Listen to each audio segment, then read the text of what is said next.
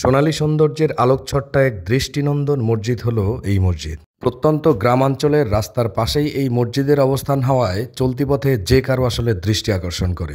অসাধারণ দৃশ্যের এই মসজিদটির গায়ে সোনালী রঙের টাইলসের কারণে ঝকঝক করছে। এক মুহূর্তের জন্য মনে হচ্ছে যে আকাশ থেকে নামানো কোনো নূরের প্রতিচ্ছবি। মসজিদটির নকশা, টাইলসের সৌন্দর্য ও স্থাপত্য শৈলী এতটাই চমকপ্রদ যে পথচারী যে কেউ একবার না তাকিয়ে থাকতে পারবে না। আমিও সেই পথচারীদের মধ্যে অন্যতম। এই সৌন্দর্যের কাছে থমকে দাঁড়াতে ভুল করিনি। এটা কেবল মুসলিম ধর্ম সম্প্রদায়ের জন্য একটি প্রার্থনা স্থল নয়, বরং একটি স্থাপত্য নিদর্শন যা ধর্মীয় অনুভূতির পাশাপাশি শৈল্পিক সৌন্দর্যেরও প্রতীক হিসেবে দাঁড়িয়ে আছে। হ্যালো এভরিওয়ান, আসসালামু আলাইকুম। বৈচিত্র্যের দেশ বাংলাদেশ। বাংলাদেশের মধ্যে কত প্রকারের যে বৈচিত্র্য রয়েছে তা কিন্তু আসলে ঘুরে ঘুরে না দেখলে কখনো কল্পনাই করা যায় না।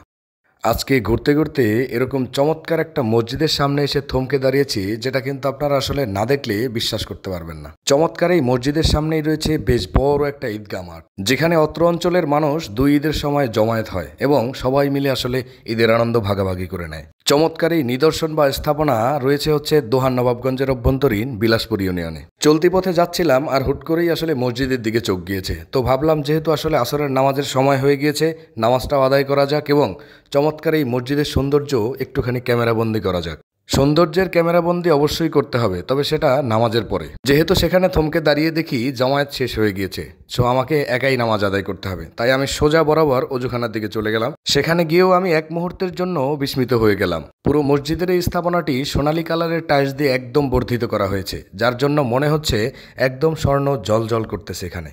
তো পবিত্রতা অর্জনের পরে আমি মসজিদের ভেতরে গিয়ে আসরের 4 রাকাত ফরজ সালাত আদায় করে নিয়েছি। মসজিদের ভেতরকার কারুকাজ এবং সৌন্দর্য এতটাই নিখুঁত এবং চমকপ্রদ যে আমি নামাজ শেষ করে সেখানে বেশ খানিকটা সময় বসে থেকে চমৎকারভাবে উপলব্ধি করেছি।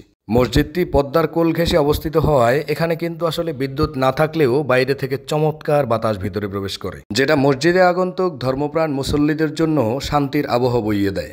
মসজিদকে এত সুন্দরভাবে উপস্থাপন করার জন্য এর পিছনে রয়েছে একজন কারিগর। তিনি হচ্ছেন স্থানীয় ধনাঢ্য ব্যক্তি লায়ন সালাম হিসেবে খ্যাত। শুনেছি তার অর্থায়নেই নাকি এখানকার এই মসজিদের সৌন্দর্যের কারুকাজ করা হয়েছে। শুধুমাত্র একজনের অর্থায়নে তখনই হয় যখন গ্রামবাসীর সম্মতি থাকে। তো আসলে এই মসজিদের সৌন্দর্য দেখে আমার কোনো মতেই বুঝতে বাকি রইল না যে এখানকার স্থানীয় জনসাধারণ যারা রয়েছেন তাদের রুচির ব্যাপারে।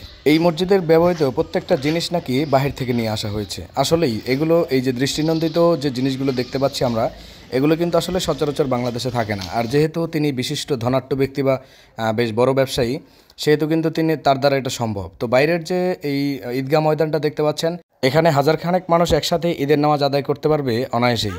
এমনিতেই তো এখানকার এই মসজিদ অসম্ভব সুন্দর, তার থেকেও বেশি সুন্দর হচ্ছে এখানকার এই ঈদগাহ মাঠের গম্বুজটা। এই গম্বুজটা কিন্তু যে কোনো আসলে দর্শনার্থীর নজর কাড়বে এক মুহূর্তেই। গম্বুজের নিচেই যে রাজকীয় চেয়ার দেখতে পাচ্ছেন, সেখানেই মূলত মসজিদে ইমাম সাহেব দাঁড়িয়ে খুতবা পাঠ করেন ঈদের দিন।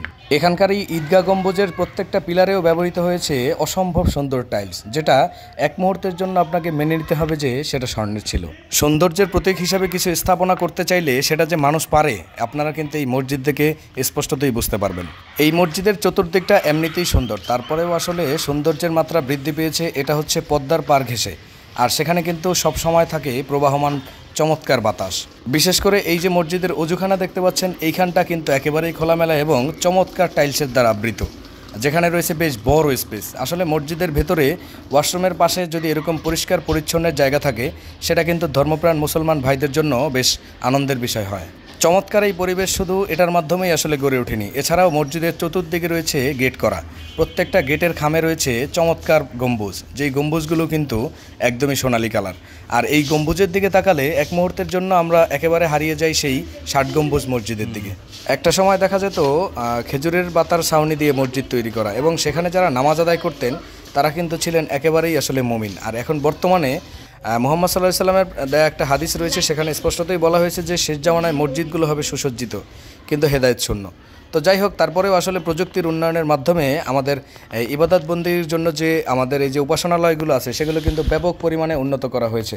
তবে এই সেখানের ইবাদতগুলো যদি আমাদের মন থেকে না হয়, তাহলে কিন্তু সেটা আদৌ আসলে কার্যকরী হবে না। মসজিদের পাশেই বেশ বড় হচ্ছে ঈদগাহ ময়দান। এই ঈদগাহ মাঠে কিন্তু একাধারে নামাজ আদায় করতে পারে প্রায় হাজারখানেক লোক। তো হাজারখানেক লোক স্থানীয় জনসাধারণ যারা রয়েছেন তারা কিন্তু আসলে ঈদের দিনই এখানে জমায়েত হয়।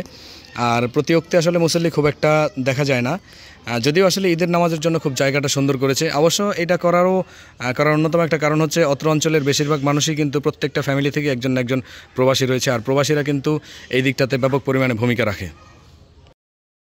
বিলাসপুরের অভ্যন্তরীণ চমৎকার এই স্থাপনায় আপনারা সময় করে চলে আসবেন 2 রাকাত নামাজ আদায়ের জন্য।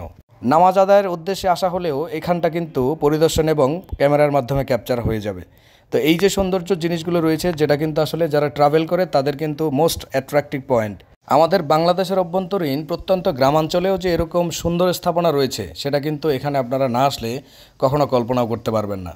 তো আপনারা আশেপাশে যারা রয়েছে, বিশেষ করে দোহার নবাবগঞ্জের, তারা কিন্তু কখনোই আসলে মিস করবেন না চমৎকার এই মসজিদ ভ্রমণে। এছাড়াও বাংলাদেশের দূর দূরান্ত থেকেও চাইলে চলে আসতে পারেন এখানটা পরিদর্শনের জন্য।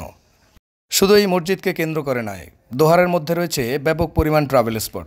তো আপনারা যদি কোনো দিন দোহার নবাবগঞ্জ চলে আসেন ট্রাভেলের জন্য, তাহলে বেশ কয়েকটা পয়েন্ট একসাথেই উপভোগ করতে পারবেন।